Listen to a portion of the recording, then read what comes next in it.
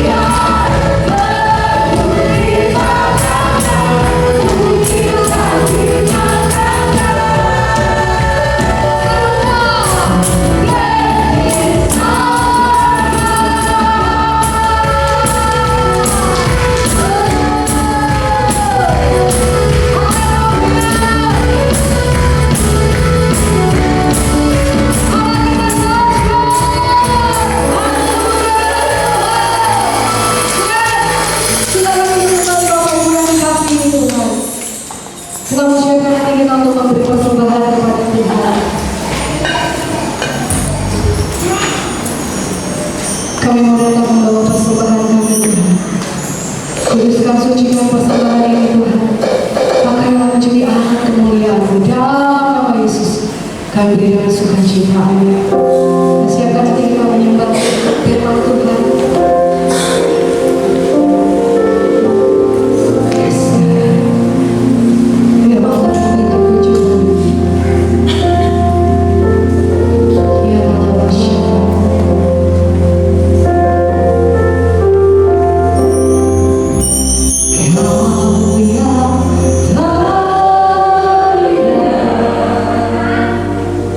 Dia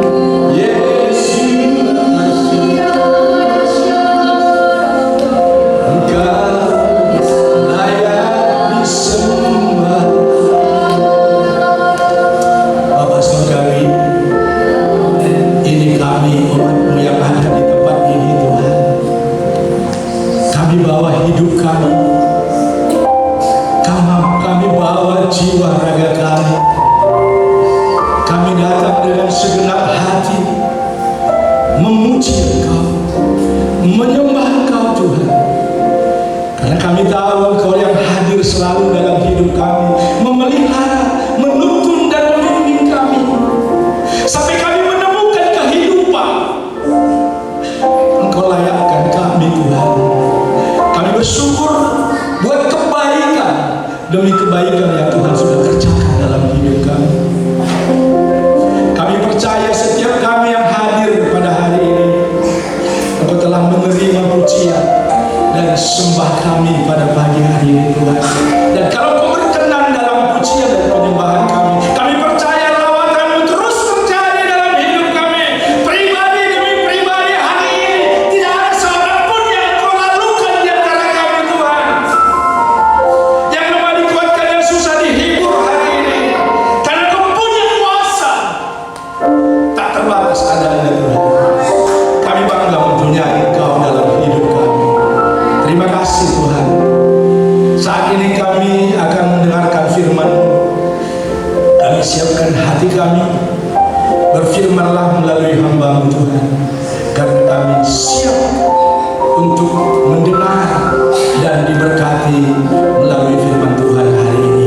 Kita yang siap, yang diberkati oleh Tuhan mendengarkan firman Tuhan, sama-sama kita katakan amin. Ya, silakan duduk Bapak Ibu. Shalom bagi kita semua ya. Katakan, aku diberkati. Lebih keras lagi, aku diberkati. Ya, puji Tuhan. Bapak Ibu Saudara, kita telah memuji dan menyembah Tuhan, dan saatnya kita akan mendengarkan firman Tuhan hari ini. Bapak Ibu Saudara, hari ini tema firman Tuhan, Kristus telah membuka pintu.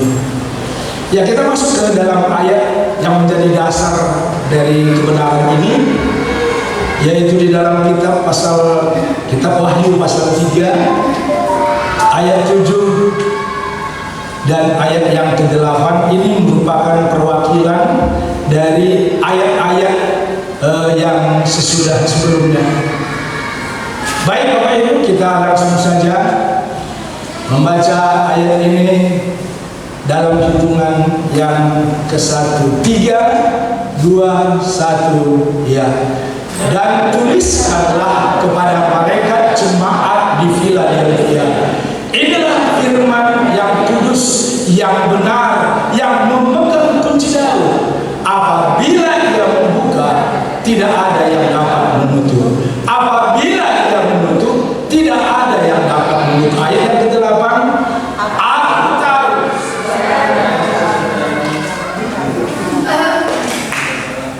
Ya, kalau ada Alkitab kita masih bisa kita baca. Wahyu pasal 3. Mudah-mudahan kita yakin ya istri akan menyala. Amin.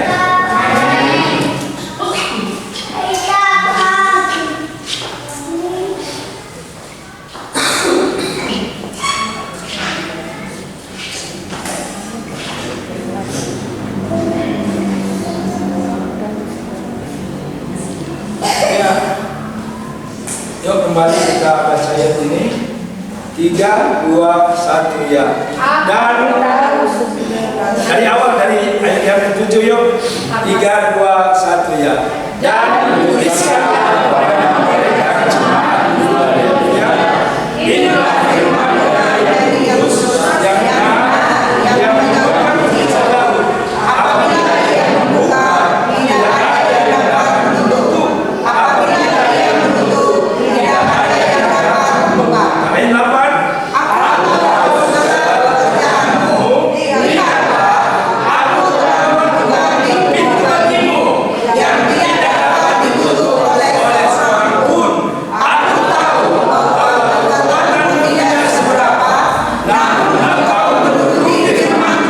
Dan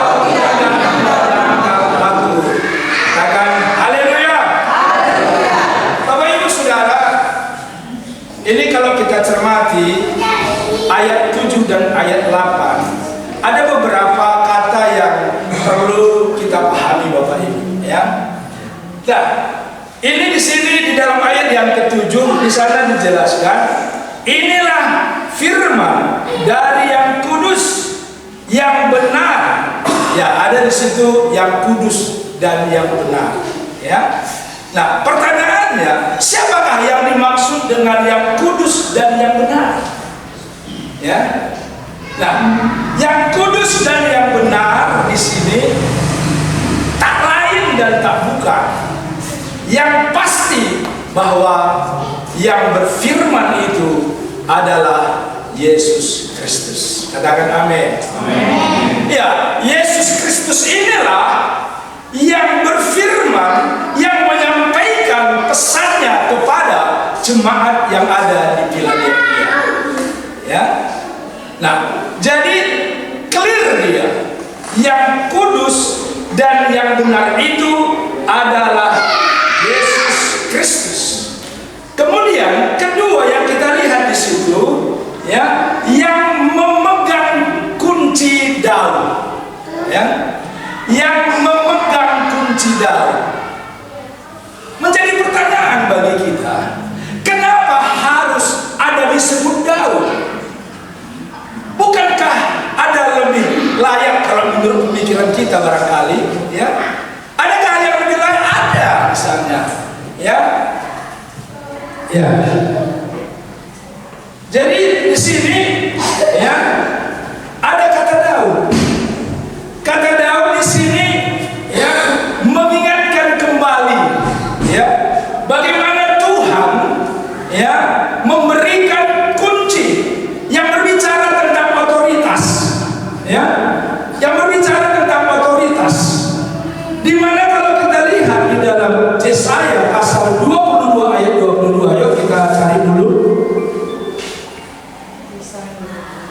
Yesaya 22 ayat yang ke-22. Ya, kita teruskan, ya. Kalau boleh sama-sama kita baca. 3, 2, 1, ya. Aku akan menaruh kunci rumah Daud ke atas bahunya. Apabila ia membuka, tidak ada yang dapat menutup. Apabila ia menutup, tidak ada yang dapat dibuka. Ini berbicara tentang otoritas, Bapak Ibu.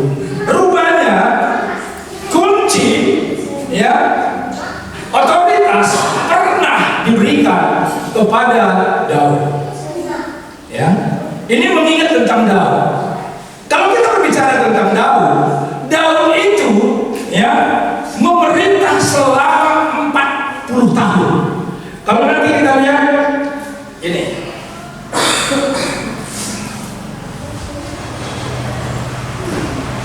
di dalam 2 Samuel pasal 5 ayat yang ke-4. Kalau bisa kita coba cari, silakan. 2 Samuel pasal 5 ayat 4, saya langsung bacakan aja. Daud berumur 30 tahun pada waktu ia menjadi raja.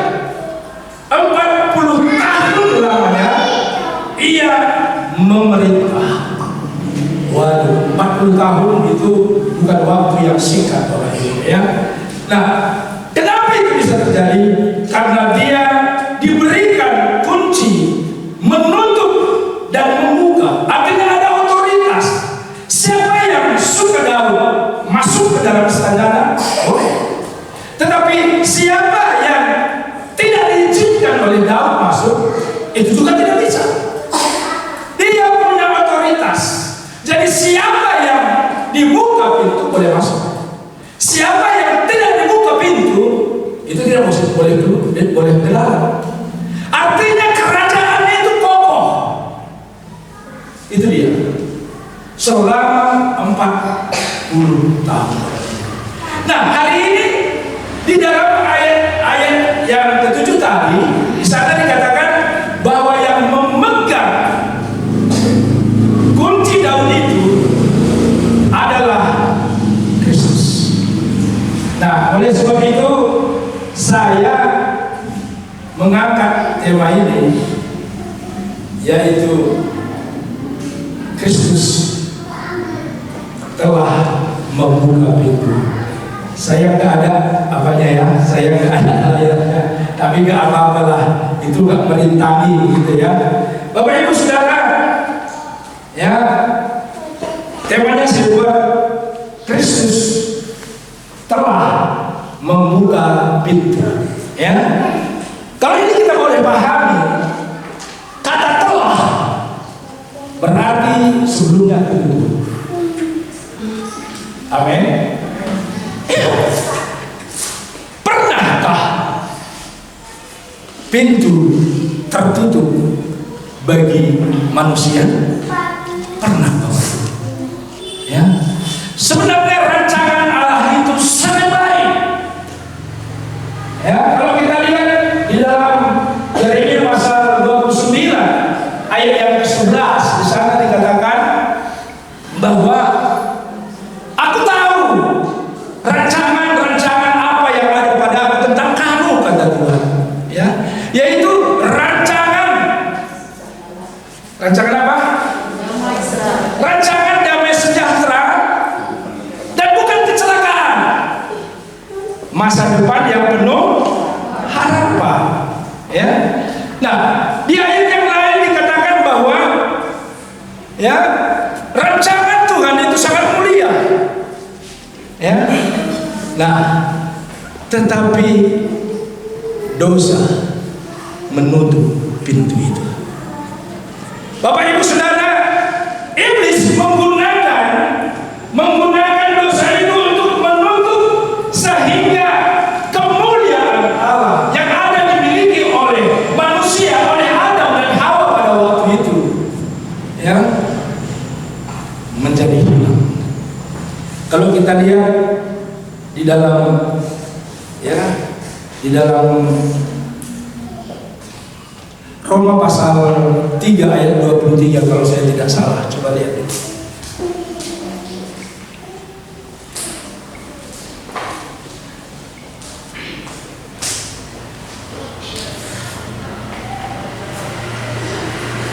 Roma pasal 3 ayat 23.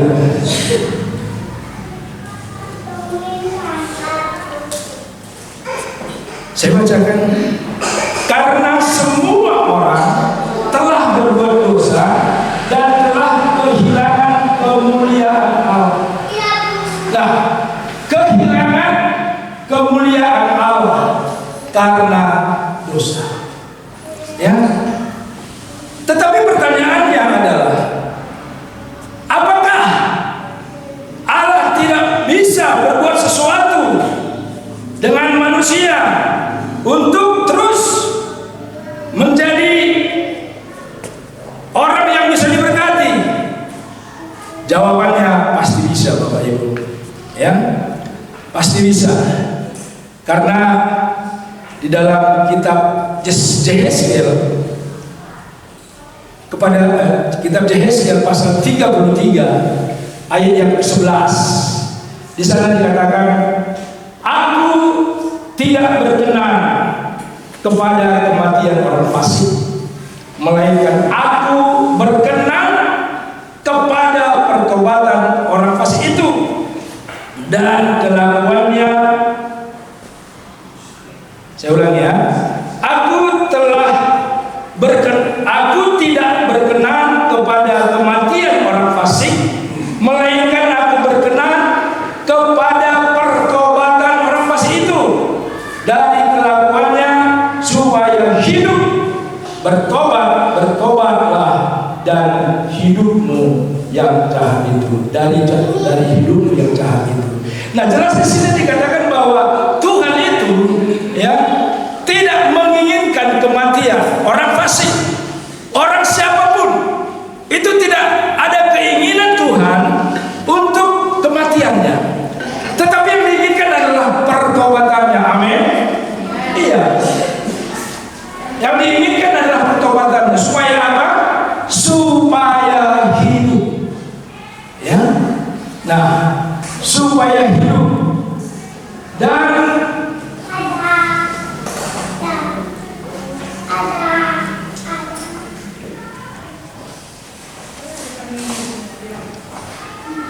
Yesaya pasal 1 ayat 18. Saya bacakan bagi kita. Marilah, baiklah kita berperkara, firman Tuhan. Sekalipun dosamu merah seperti kirmisi, akan menjadi putih seperti salju. Sekalipun berwarna merah seperti kain sumba, akan menjadi putih seperti bulu domba. Artinya di sana bahwa Allah tidak memperhitungkan dosa manusia. Nah, karena itu lebih suka Tuhan melihat pertobatan kita supaya kita berkenan kepada Tuhan, supaya pintu itu terbuka kembali. Amin. Ya, supaya terbuka kembali pintu itu, ya, sehingga setiap orang mempunyai yang namanya hidup.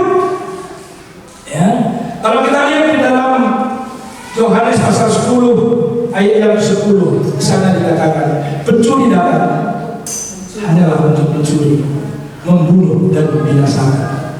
Tetapi kata Yesus, tetapi aku datang supaya mereka mempunyai hidup dan mempunyainya dalam segala kelimpahan. Yang percaya katakan amin. Iya, Yesus datang supaya semua umat Tuhan mempunyai hidup dan mempunyainya dalam segala kelimpahan. Bapak Ibu Saudara yang kasih dalam nama Yesus Kristus, sesuai dengan tema kita tadi, Bapak Ibu, ya, Kristus telah membuka pintu. Ya, maka muncul pertanyaan, apa maksudnya? Apa maksudnya Tuhan Yesus membuka kembali pintu itu? Ya, tentu ada maksudnya. Bukan sembarang pintu dibuka. Bapak Ibu Saudara yang kasih dalam nama Yesus Kristus, kita tahu pintu adalah simbol keamanan. Amin. Amin. Ya, pintu adalah simbol keamanan. Pintu adalah akses. Selama pintu itu dibuka, maka kita boleh keluar masuk. Ya, kalau ada tadi sesuatu yang kita ambil dalam satu tempat, ketika pintu itu terbuka, maka kita akan bisa mengambilnya dan kita juga bisa keluar membawanya. Bapak Ibu Saudara yang kasih, tetapi kalau pintu itu sudah tertutup dan terkunci, maka siapapun, setan sekalipun tidak bisa membukanya. Ya, kalau pintu itu sudah tertutup dan terkunci, maka tidak ada seorang pun yang dapat kalau pintu itu sudah terbuka, maka tidak ada seorang pun yang menutupnya. Dan sebaliknya, kalau pintu itu sudah terbuka, maka seorang pun tidak akan dapat menutupnya.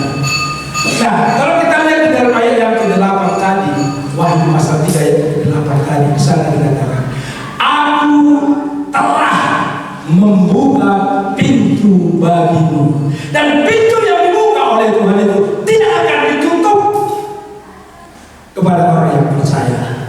Haleluya. Haleluya. Kapanpun kita mau masuk, mau pagi, mau siang, mau malam, mau tengah malam, Yesus sendiri mengatakan bahwa aku telah membuka pintu bagimu, dan pintu itu tidak akan pernah tertutup, Bapak Ibu. Nah, Bapak Ibu Saudara, tentu ada maknanya ini, ada artinya, Saudara. Nah, ada 3 bagian yang saya buat di sini, Saudara, ya. Nah, pertama, supaya kita punya akses dengan Allah setiap saat. Yang kedua, agar kita mendekat kepada Allah. Dan yang ketiga, supaya semakin kita disempurnakan. Yang setuju katakan amin. Sekali lagi yang setuju katakan amin. Amin. Puji Tuhan. Bapak Ibu Saudara yang kasih, kita masuk dalam bagian yang pertama, supaya kita punya akses dengan Allah setiap waktu. Ya, ini adalah hak istimewa bagi orang yang percaya. Haleluya. Ya, adalah hak yang istimewa bagi orang yang percaya. Kita punya akses setiap waktu. Ya, Bapak Ibu, kalau kita saja punya akses kepada yang kuasa, apa namanya? Kalau kita punya akses kepada orang yang berkuasa, ya, apapun yang kita mau, kalau ada akses, pasti kita dapatkan. Yang setuju katakan amin. Apalagi kalau ini adalah kita diberikan hak istimewa, punya akses kepada yang Maha Kuasa yang menciptakan langit dan bumi, yaitu Yesus Kristus Tuhan kita. Katakan amin. Sekali lagi katakan amin. Berikan kemuliaan bagi Tuhan. Bapak Ibu Saudara yang kasih, saya dulu tugas di Pangkal Berandang. Di Pangkal Berandang saya mengajar di sana. Saya guru mengajar di satu SD di Pangkal Berandang. Saya mau pindah ke Medan karena istri saya di Medan. Istri saya itu tugas di Belawan pada waktu itu, dan rumah kami di Padang, begitu ya. Saya rindu sekali kalau kami ini bersatu dalam keluarga. Saya ingin pindah ke Medan, Bapak Ibu. Tapi pada waktu itu saya tidak punya akses. Sudah diurus berulang kali, tetapi gagal. Tetapi Bapak Ibu, itulah kita ya. Kita punya Allah yang hebat. Ya. Saya harap kepada Tuhan, setelah habis tenaga kita, setelah habis pikiran kita, mentok semuanya, baru bisa menetes air mata kepada Tuhan. Kita lupa kalau kita punya akses dengan Tuhan, saudara. Kita lupa kalau akses kita diberikan setiap waktu. Maka pada waktu itu bersatu hati kami dengan istri dan berdoa supaya Tuhan boleh tolong dan pindah ke Medan. Baru Tuhan buka akses Bapak Ibu. Ada seorang yang pindah ke sekolah kita di Pangkal Berandang. Suaminya orang Pertamina. Pada waktu itu masih jaya-jaya yang Pertamina di Pangkal Berandang, saudara. Pindah istrinya ke sana sama dengan kami, dengan saya pada waktu itu, saudara. Kemudian suatu waktu kami bertemu di kota Pangkal Berandang. Dia lihat saya menarik becak, Bapak Ibu, becak kayu. Saya menarik becak, kemudian berpapasan dengan dia di kota. Dia bawa mobil yang mewah begitu. Abitin, saya bilang iya Bu, sambil saya tersipu dan merasa rendah diri. Iya, nanti biasa begini katanya besoknya. Iya dulu saya bilang. Lalu pada waktu itu begitu mau pindah, iya dulu saya bilang. Tapi nggak ada akses, nggak ada orang-orang kita di dalam. Bapak Ibu Saudara, lalu dia bilang, Pak Ginting, ada kakakku di dinas pendidikan 3 provinsi, kakakku kandung katanya. Nanti kalau aku pulang ke Medan, tanya dulu Pak Ginting, kata Bapak Ibu.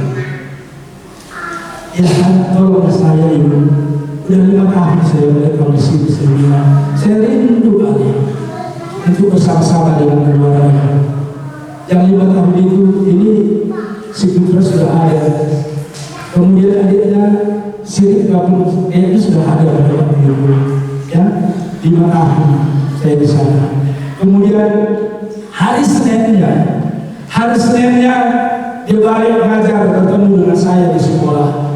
Kemudian dia katakan sambil senyum, dia Pak Ginting, kakak mau rumah tangga. Rumah tangganya itu setiap surat yang masuk ke dalam dinas pendidikan tingkat provinsi harus lewat dari dia.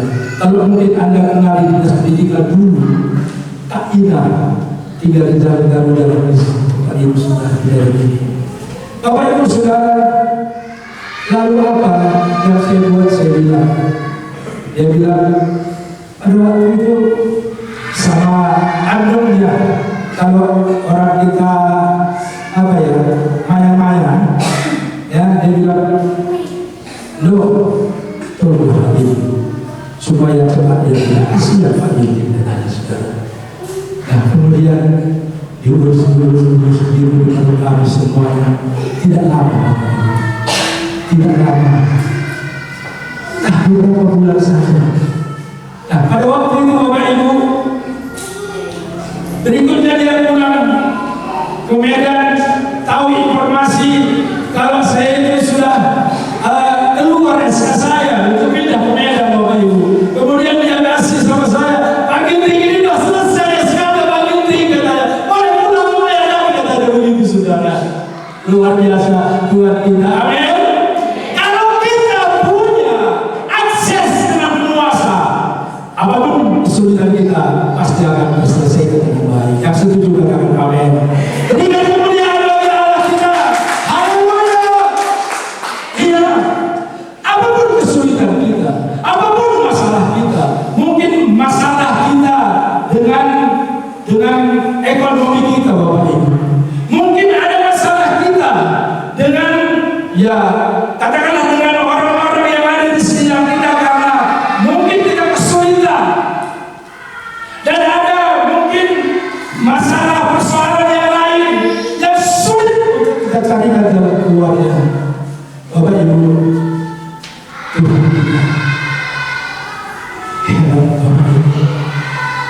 kita punya akses. Apakah kita sakit? Apakah kita butuh kehadiran Tuhan di tengah-tengah keluarga kita? Kita punya akses dengan Tuhan. Kita punya hubungan dengan Tuhan. Dan hubungan itu dengan penguasa yang hebat. Tidak ada yang mustahil bagi Tuhan. Katakan tidak ada yang mustahil. Iya. Kalau ada nyanyian itu, tapi musiknya nggak ada. Ya, coba Bapak Ibu Saudara ya, ada nyanyian yang saya suka ya, yang berkaitan dengan itu. Ya. Hari udah dirancang di sini.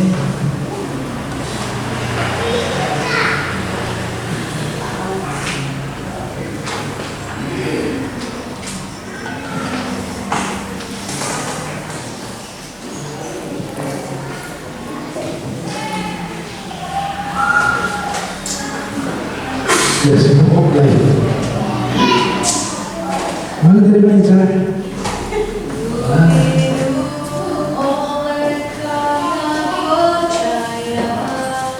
Ya, coba.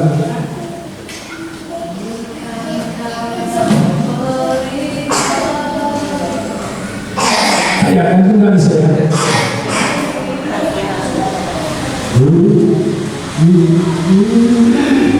Bentar.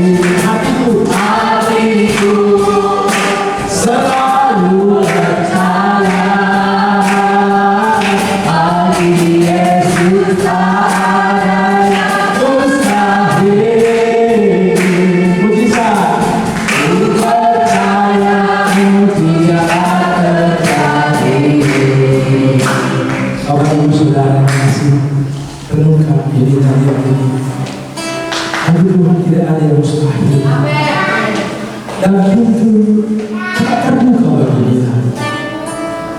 Tidak ada masalah yang terlalu berat untuk Tuhan selesaikan bagi kita. Tidak ada yang terlalu susah untuk Tuhan selesaikan. Karena Dia yang punya kuasa. Kalau kita lihat di dalam Matius pasal 28, kepada Aku telah diberikan kuasa di langit dan di bumi. Imani, yakini kalau Tuhan sanggup mengubah hidup kita, sanggup mengubah cara pandang kita, sanggup mengubah ekonomi kita jauh lebih baik dari apa yang ada sekarang. Amin. Iya. Bagi Yesus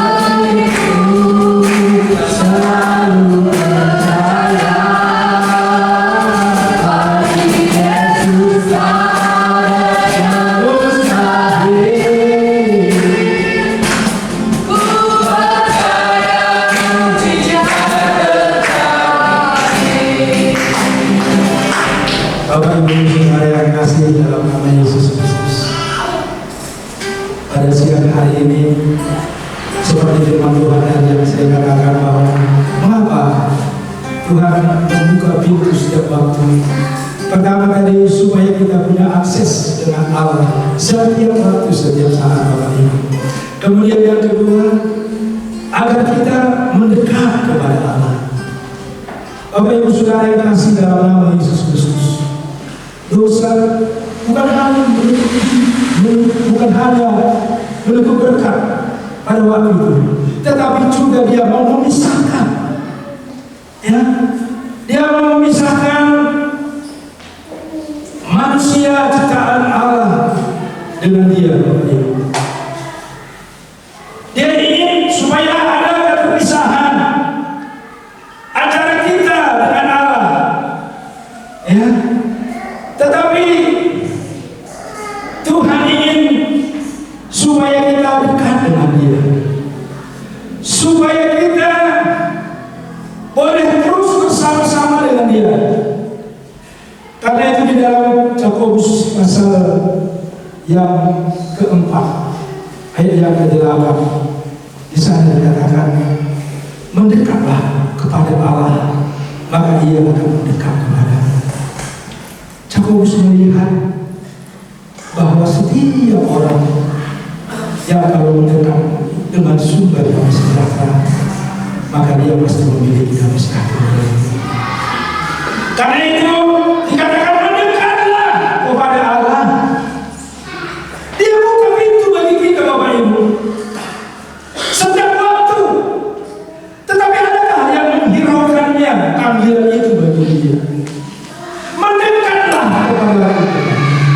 Bapak Ibu Saudara, di dalam Yesaya pasal 48 ayat 6. Coba kita baca dulu. Kalau ada apa kita ya. Yesaya pasal 48 ayat 16.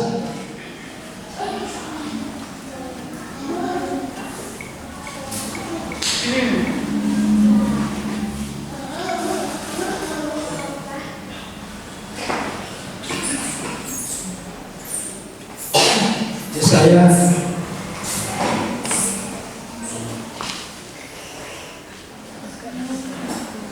48 ayat 16.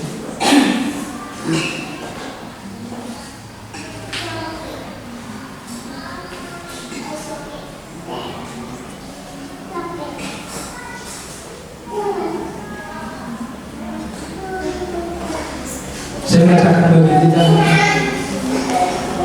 Yesaya pasal 48 ayat 16 bunyinya seperti ini. Mendekatlah kepadaku, dengarlah ini. Dari dahulu tidak pernah aku berkata dengan sembunyi, dan pada waktu hal itu terjadi, aku ada di situ.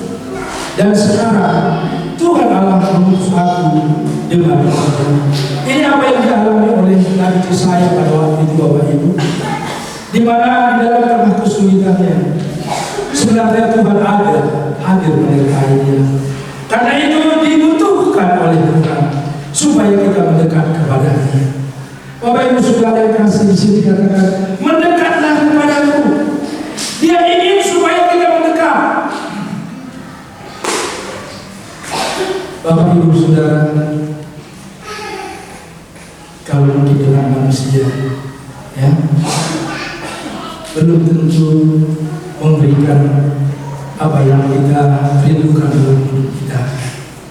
Tetapi kalau kita mendekat kepada Tuhan, ya, dan Dia tidak pernah menutup pintu bagi kita, mungkin waktu tengah malam, ya, waktu dalam kesesatan kita.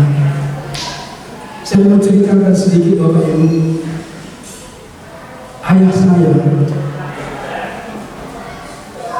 pada waktu itu dalam kesesakannya sampai dia menangis dan dia bersembunyi pada waktu itu Saudara, karena dia sudah dilaporkan ke kantor polisi. Masalahnya adalah karena ada anak dari saudara bapak saya dengan dia. Di kampung itu kalau parang yang panjang itu, orang kampung semua tahu kalau itu parang bapak saya. Kemudian ada rasa dendam sama orang lain yang ada di kampung itu. Dia tepas pada waktu itu Bapak Ibu. Bapak saya nggak tahu apa-apa, nggak mati memang, tapi udah luka berkali-kali tepas. Dan memang itu tidak meninggal dunia. Dan keluarga orang kampung tahu semua kalau itu adalah orang ayah saya itu Saudara. Pada waktu itu dia sudah dilaporkan ke kantor polisi pada waktu itu. Hal yang tidak kita pikirkan, hal yang tidak kita duga, kadang-kadang memang begitu dalam hidup ini. Yang tidak kita sangka-sangka, masalah datang. Dan kami pun anak-anaknya gelisah. Tapi yang bapak saya percaya bahwa kapanpun kita datang kepada Tuhan, Tuhan boleh tolong dia. Pada waktu itu Saudara, sampai doa puasa bapak saya tidak tahu masalah ini. Saya tidak pernah memberikan ini sama anak daripada saudara saya itu. Menangis, meneteskan air mata, berdoa, mohon pertolongan Ibu. Agar Tuhan campur tangan dalam semuanya. Bapak Ibu Saudara yang kasih, kita pun tidak tahu bagaimana cara Tuhan untuk menolong kita. Tapi yang kiranya sampai hari ini tidak ada lagi yang dipanggil Bapak Ibu. Karena orang tahu kita dengan yang itu masih berbaik-baikan. Kita keluarga masih. Mana mungkin kita memberikan itu sama dia? Dan itu hari itu akhirnya selesai dengan baik saja Bapak Ibu. Yang tidak pernah kita pikirkan itu akan campur tangan Tuhan memberikan solusi yang terbaik.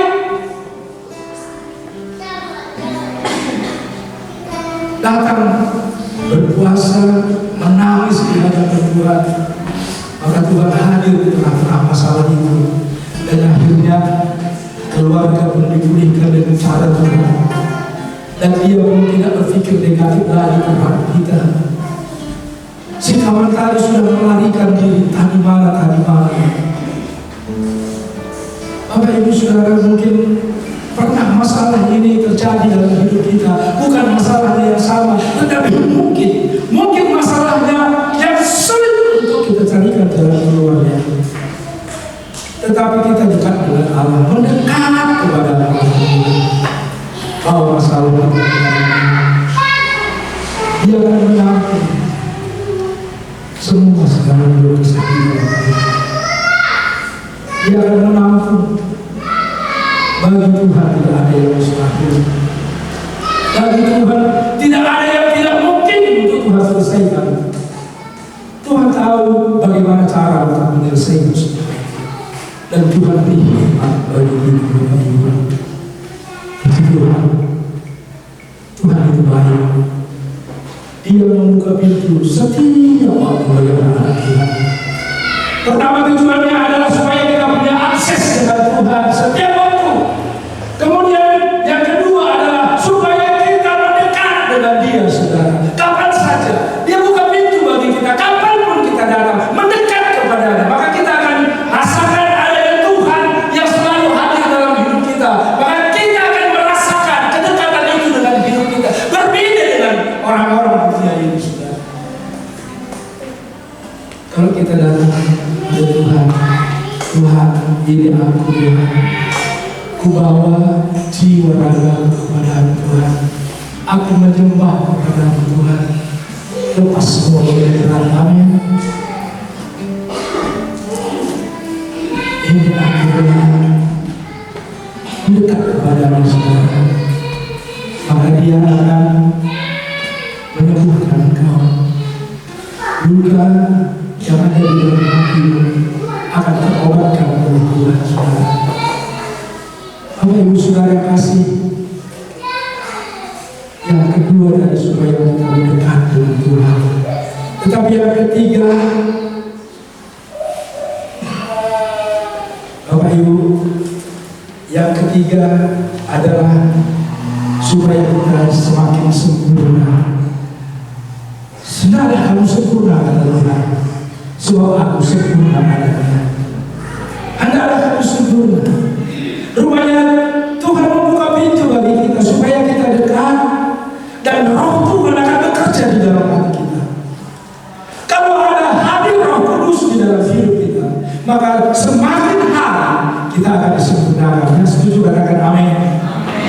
Hukum agama dan hukum dunia ini hanya memberikan kesadaran moral, tetapi tidak sanggup mengubah hati begitu. Iya. Dan agama hanya memberikan kesadaran moral, tetapi tidak dapat mengubah hati. Tidak ada yang dapat mengubah hati kecuali Tuhan. Itu sebabnya menjadi pengalaman bagi Rasul Paulus. Pernah dikatakan dalam Roma pasal 7 ayat yang ke-19 dan 20 dikatakan seperti ini. Sebab bukan apa yang aku kehendaki yang aku perbuat, yaitu yang baik, melainkan yang jahat. Jadi jika aku berbuat yang tidak aku kehendaki, bukan aku lagi yang memperbuatnya, tetapi dosa yang diam di dalam aku. Ini yang diceritakan oleh Rasul Paulus ketika dia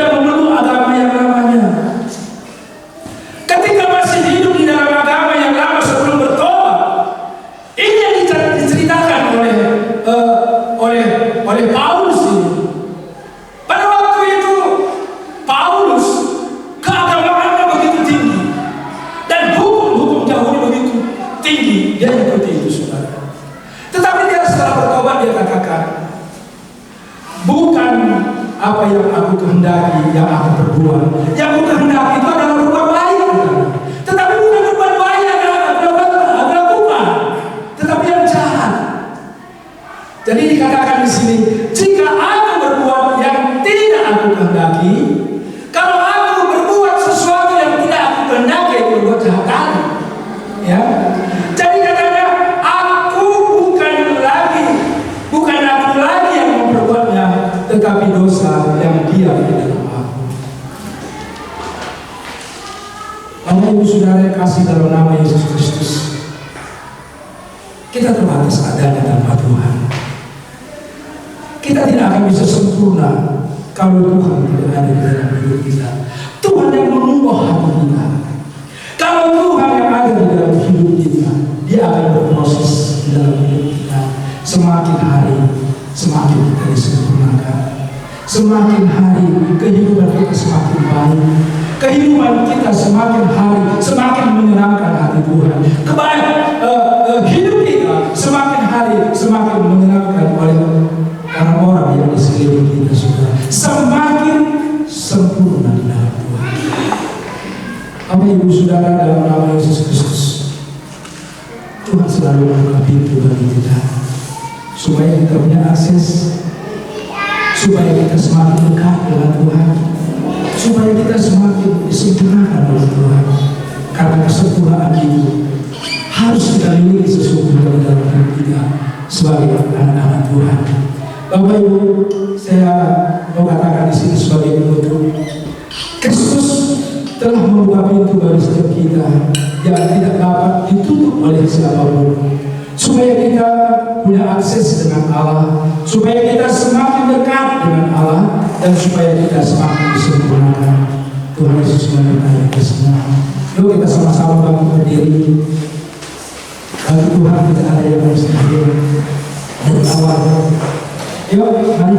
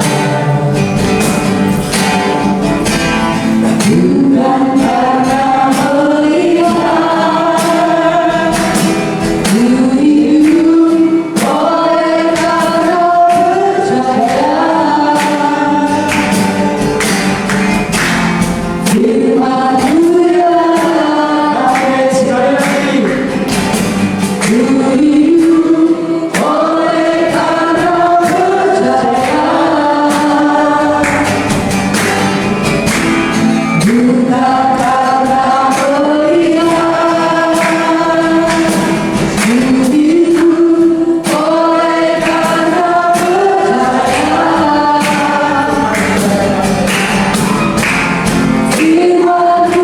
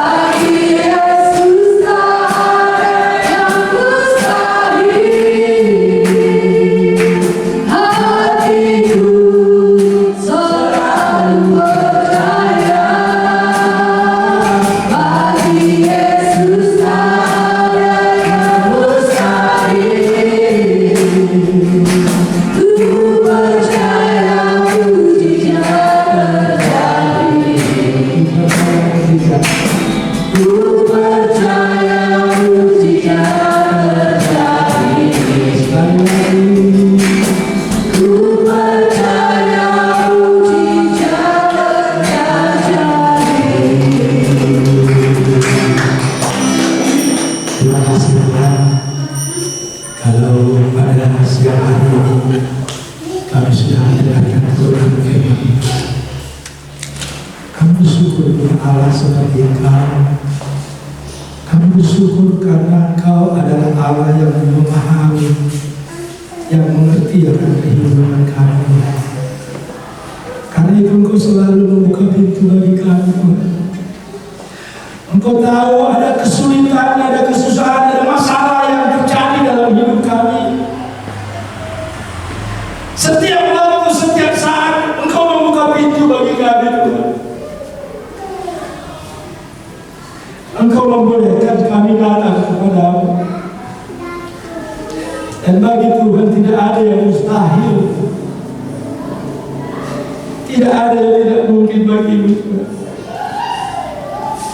Kami bangga mempunyai Allah seperti Engkau.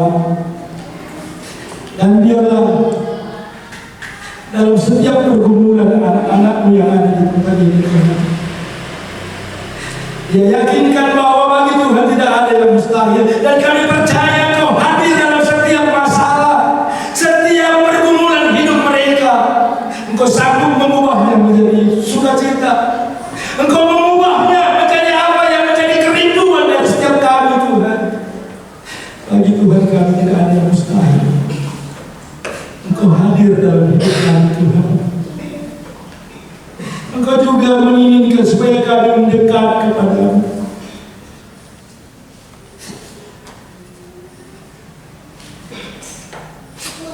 Mendekatlah kepadamu, Engkau katakan.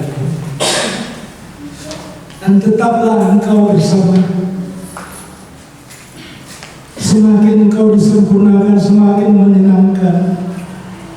Semakin hari Engkau semakin baik. Semakin hari semakin Engkau berkenan di hadapan. Terima kasih Tuhan. Dan biarlah Tuhan yang kami dengar hari ini bukan hanya ada di dalam pikiran kami, tetapi ada di dalam setiap hati kami, Tuhan. Terima kasih Bapak. Engkau Allah yang baik, Allah yang luar biasa. Kami bersyukur punya Allah seperti Engkau. Kami bangga punya Yesus. Bagi tidak ada yang mustahil. Sudah puji syukur, hormat, kemuliaan bagi nama Tuhan kami saja, Yesus Kristus. Haleluya. Sama-sama kita katakan, amin.